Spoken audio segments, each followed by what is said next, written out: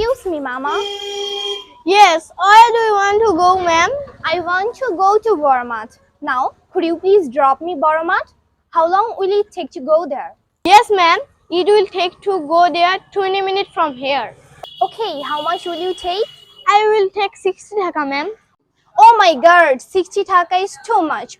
Why you are demanding extra taka? I will give you 50 taka. No, ma'am. I always go with 60 taka. Usual fare from here to Boromat is 60 taka.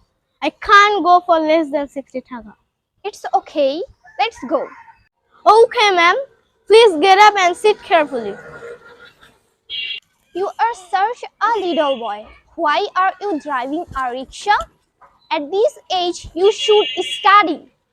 Ma'am, we are poor and due to financial difficulties in my family, I drive a rickshaw. I have to support my family. Ma'am, I study at Porikhon Vidyalaya, PTI in Thakurgan.